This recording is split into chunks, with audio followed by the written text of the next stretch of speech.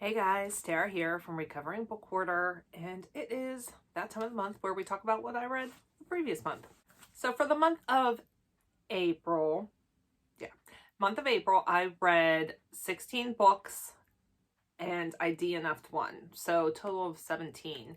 I did make it through everything that was on my TBR list, and we're going to go through these just in the order that they're written down on my TBR list, and which makes it kind of random. All right, so first let's go through the stuff I read because of my TBR game. If you haven't seen anything on my channel before, I do have an original TBR game called Recovering Book Hoarder's Game of Reading that I'll go ahead and link the latest one up in the cards if you would like to check that out. But the first roll of last month was a Cassidy's pick, which Cassidy is my daughter, and she chose the Game of Thrones book. This one's called A Guide to Westeros and Beyond, and it covers all of the seasons of the show. I ended up giving this 3 stars. It was fine. The price on this was $50, and I'm sure I did not pay $50 for it, but I don't feel like it was $50 worth of content, and I don't feel like I learned anything new. It was really just a summary of everything that happened to the characters and what happened in different places. There was 2 things that I learned that were kind of in-depth, and that's not enough as far as I'm concerned. The only other thing that was like really kind of helpful, if you will, was in the back. They do a breakdown of like, let's say that you're interested in battles and you want to watch the battles. They have a grid for when each of the battles happens, which episodes you would need to watch. So there's like battles, funeral breakdown, wedding breakdown, and yeah, so like that's kind of helpful. But other than that, and the pictures were great. I mean, there really are some wonderful, wonderful pictures in here. But for somebody that already knows a lot about Game of Thrones and the show, I'm looking for insider background, like in-depth information that I wouldn't have already gotten from other sources. So it was okay. Okay, then I had a book about being a parent, which for that I went with Moms Say the Funniest Things by Bruce Lansky. And moms don't say the funniest things if you just go by this book. I was so disappointed with this. Luckily, it's super small. It was less than 100 pages, so I wasn't tortured for too long. But these are just like classic mom sayings. There's nothing funny about them. I didn't laugh out loud once, and this ended up being just 1 star. We picked out of the TBR jar, and for that, we got World of Wonders by Amy. That's her last name. I'm not gonna try to say that. I'll butcher it. In Praise of Fireflies, Whale Sharks, and Other Astonishments. And this was more than I thought it was going to be. I thought that this was going to be kind of an exploration of these animals with really good illustrations. It's actually a memoir, and how each of these animals or pieces of nature has affected her life. And it's really, it's quite beautiful. I had never heard of this author before, and apparently she is a poetess, and I have since added one of her poetry collections to my wish list because her writing is beautiful. This ended up being a 4 star, which is still, really good. And I enjoyed it. There were some things that were just so beautifully written. Like how I wish I could fold inward and shut down and shake off predators with 1 touch. Love that. Or underneath the section about the corpse flower. Just last week, I read how trees speak to each other underground, how they let out warnings of toxins or deforestation. Trees have also been known to form alliances and friendships through fungal networks. Thought it's beautifully well written, and also some really great information in here as well. I liked it. Okay, then our next roll was a book about secret societies or clubs. And for that, I read The Screaming Staircase by Jonathan Stroud, which is the first in the Lockwood & Co. series. And I am sad to say I only gave this 2 stars. I feel like it could have been so much more. Maybe my expectations were just really high for this. But there was one character that I felt like they pretty continuously made fun of for his weight. And I didn't love that. I also feel like it should have been so atmospheric, and it wasn't. It just missed the mark for me. And I just didn't love it. I really didn't. And I saw the twist, if you would, coming really, really soon. So that's way before it should have been figured out. So it is what it is. I do not think I will be continuing in this series. Disappointment. Then we had a book about music, and this was my DNF for the month. That was Long Players, a love story in 18 songs by Peter Coviello. And I really thought this was going to be great. It's like each chapter is a song and how that song has affected his life. The problem is that, at least from what I had read before I DNF'd it, they were songs I had never heard of, which is fine. I don't mind being introduced to new music. Whenever I brought it up and listened to it, because I like to hear what the song is, I didn't connect with the music at all, and I just was not interested in his story. It's a memoir. I'm sorry to say, it was a DNF for me. It just wasn't something I wanted to spend time in.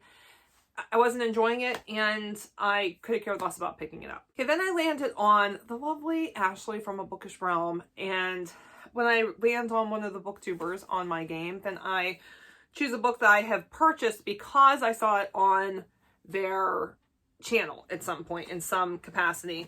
And for this, we went with Grown by Tiffany D. Jackson, and I loved this book. This was a 5-star book.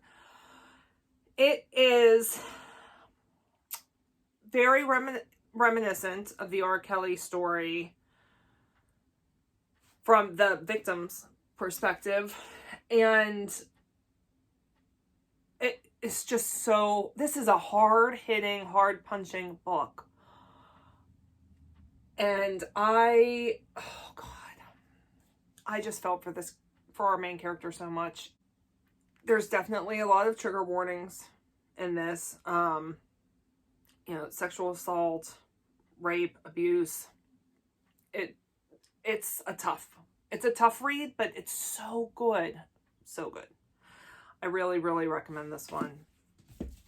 It was wonderful. Then for the 21 and 2021 that I'm doing as a project this year, we got, the first one was Dangerous Prayers by Craig Groeschel, and I gave this one 4 stars. This was, it was quite good. And on the back it says, well, on the front, it says, because following Jesus was never meant to be safe. And I gotta be honest, he goes over 3 prayers that are scary.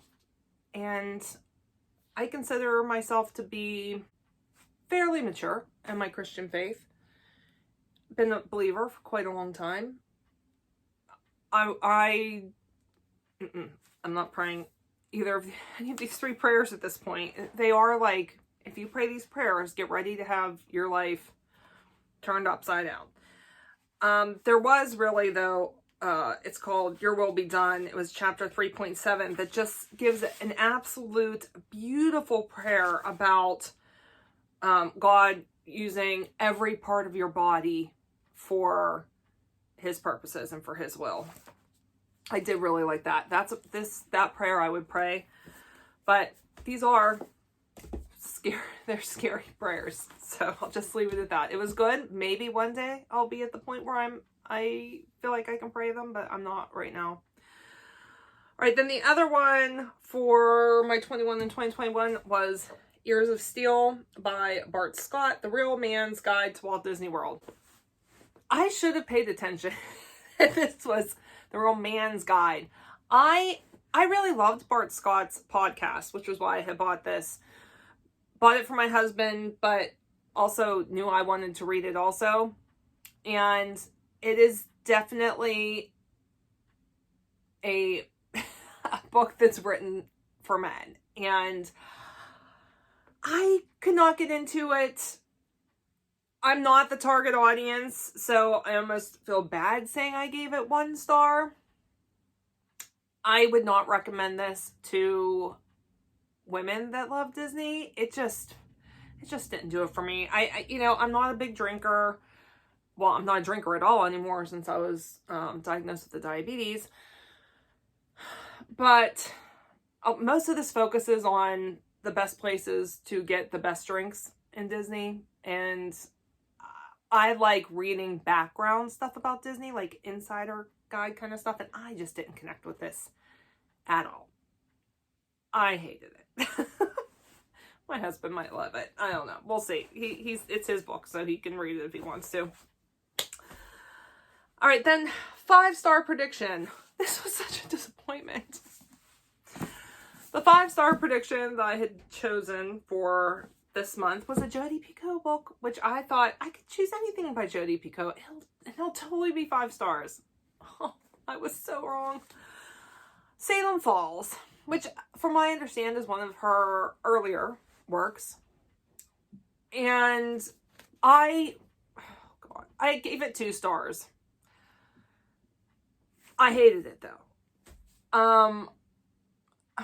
I guess I gave it 2 stars because I was still invested in what happened, but I couldn't connect with any of the characters, didn't like any of the characters really. I thought that they made the most atrocious decisions I have ever seen characters make, like just one stupid decision after another. It has, based on what I read, there's like a author's question and answer in the back of here.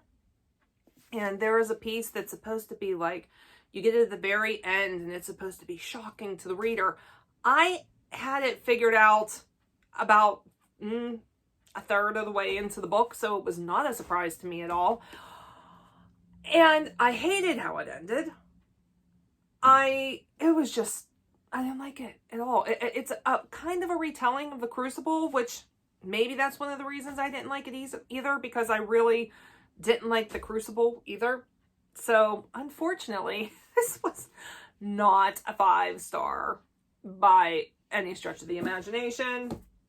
Thank God that was not my first Jodi Picoult book, because I would probably never read anything else by her if that had been my first one.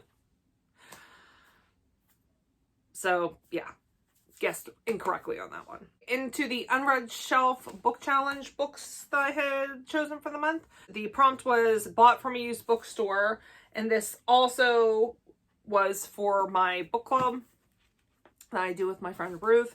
That was At the Scent of Water by Linda Nichols. This luckily was a 5 star book, and it is so good. I adore Linda Nichols. This is Christian fiction, and it is the 3rd in a series. Yes, this is the 3rd one in the Second Chances series.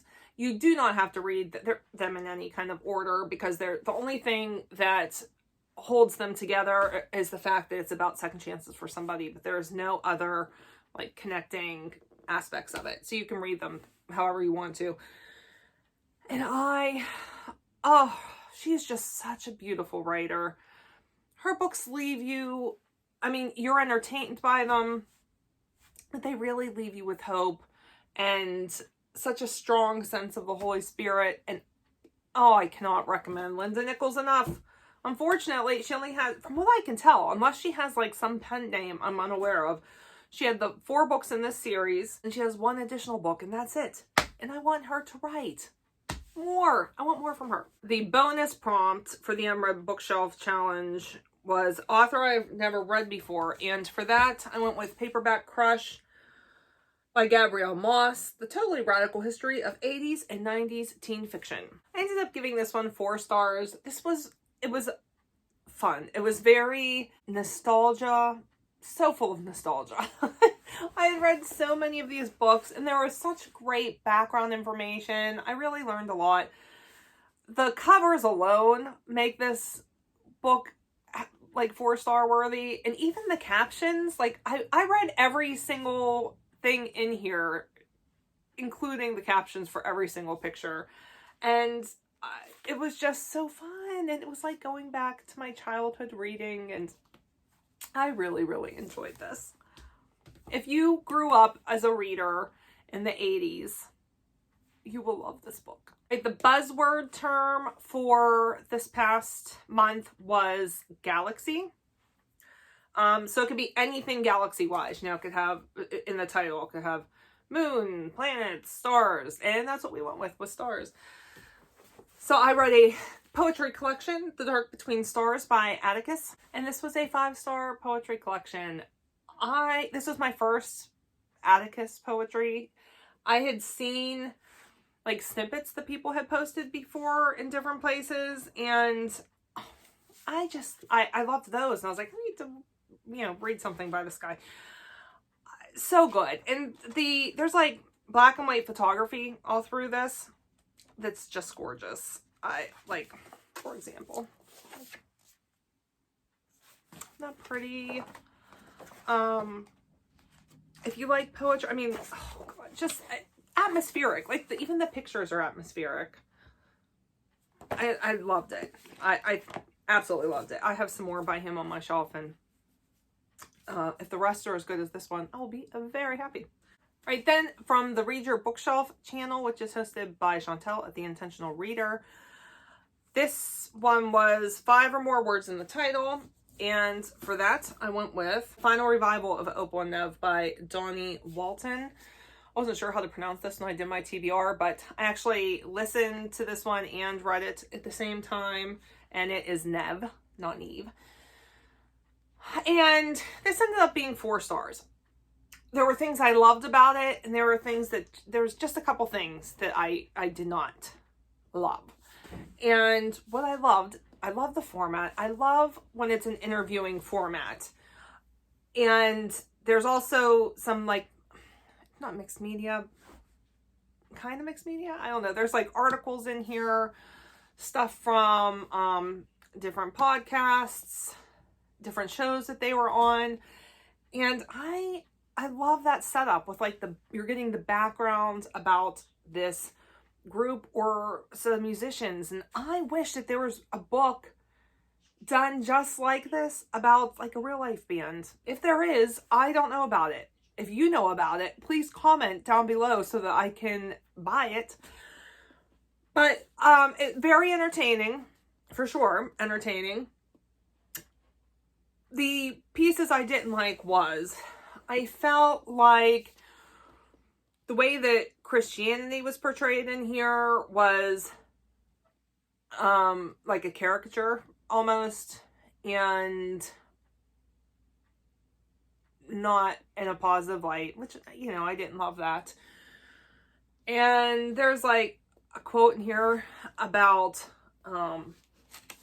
referring to an unborn child as just a fetus, and I didn't like how that was portrayed. It's a very far left viewpoint. Yeah. Those are kind of more minor though. I mean, the story itself is really, really good. And I love this writing style. It's just so much fun. I want more books like that. I want some nonfiction books like this. Okay, then I had for April's Patreon group, April were getting hookah with it. We read Know My Name by Chanel Miller. This is a memoir by the victim of what's his name? Brock Turner? I think his name was Brock Turner. I know her name now better than I know his. I think it's Brock Turner. His first name is definitely Brock.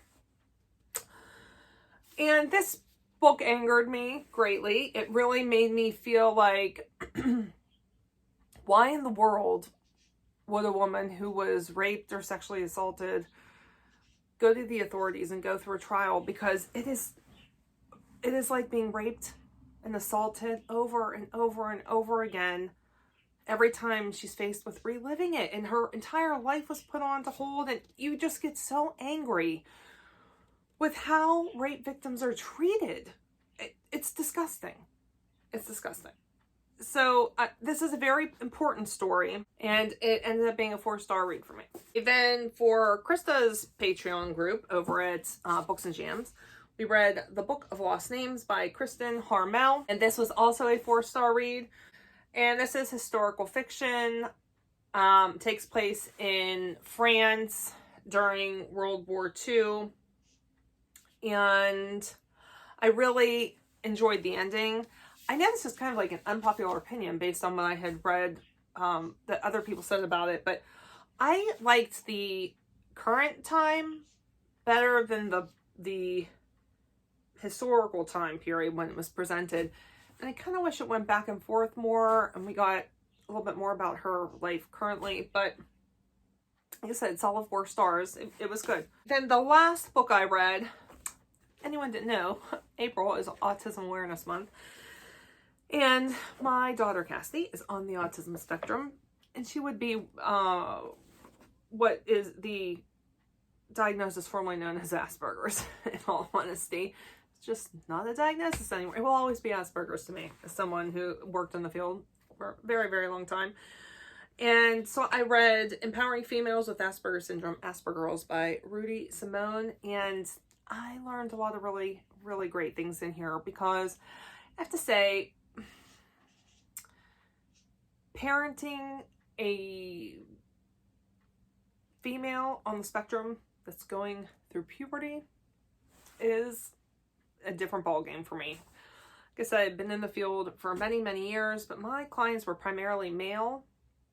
Worked with several males who went through puberty, and it's just very different than the female experience on the spectrum.